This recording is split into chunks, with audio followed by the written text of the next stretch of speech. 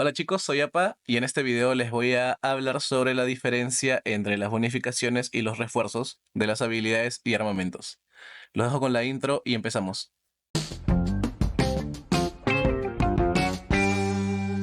Ok chicos, el otro día estaba viendo el canal de Guarda de Chasqui y vi que tenía un video explicando las diferencias entre los refuerzos y bonificaciones. Pero obviamente él es de habla inglesa y no toda la comunidad hispana puede entender el inglés.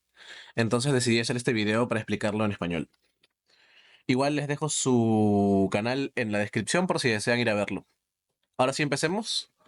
En este caso tenemos a Zugeliam, ok, que este es un comandante que hace daño de habilidad.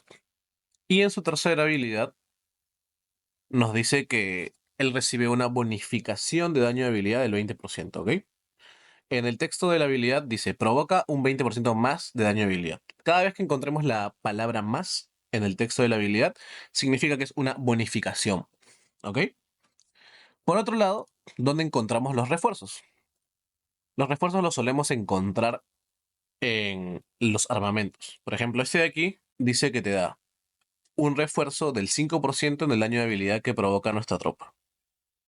Ok chicos, ahora sí les voy a explicar las principales diferencias entre las bonificaciones y el refuerzo.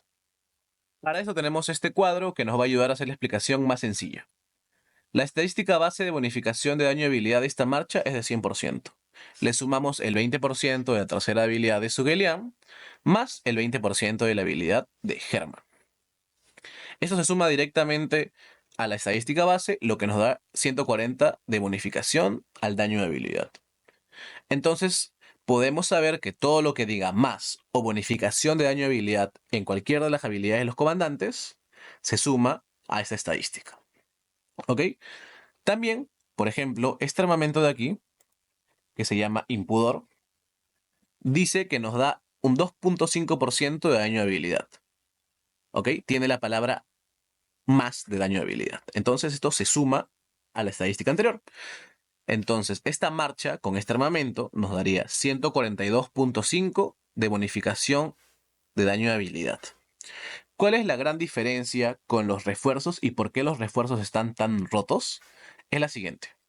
Vamos a ver este armamento de aquí. ¿Ok? Que dice que refuerza el daño de habilidad en un 5%.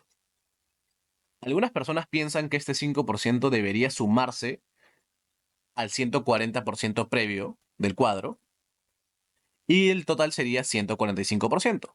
Pero no es así. Los porcentajes de refuerzo no se suman directamente, sino que te dan el 5% de 140, que es la estadística base. ¿Ok? Esto es 7%, entonces este 7% es lo que sí se suma a la estadística base más las dos habilidades de los comandantes, que nos daría 147%. Es por eso que los refuerzos son mejores que las bonificaciones en armamentos.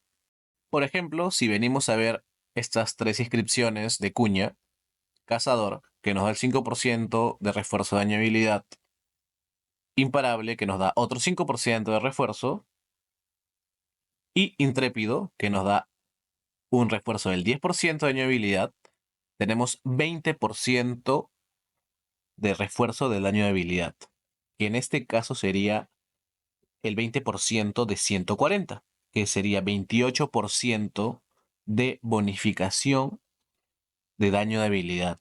Si esto lo sumamos al 140 del cuadro, serían 168. No sé si se dan cuenta, pero estas tres inscripciones legendarias nos están dando 28% de bonificación de daño de habilidad. Nos están dando más que una habilidad de un comandante legendario como Sugelian. Es por eso que el refuerzo está tan roto como les digo. Nos da más bonificación del daño de habilidad que un comandante. Sugelian nos da 20, por ejemplo. Tenemos aquí a Hukubin que nos da 30, o sea, nos da solo un 2% más. A Arturo que nos da 10, pero eso se multiplica por 3, entonces son 30. Solo lo supera por 2%. Es por eso, chicos, que yo les digo que los refuerzos de estas inscripciones legendarias están totalmente rotos, están totalmente desbalanceados a comparación con las bonificaciones que nos entregan las inscripciones normales. Bueno, hasta aquí llega el video, muchachos. Espero que la información de este video les pueda ayudar a mejorar sus marchas en el juego.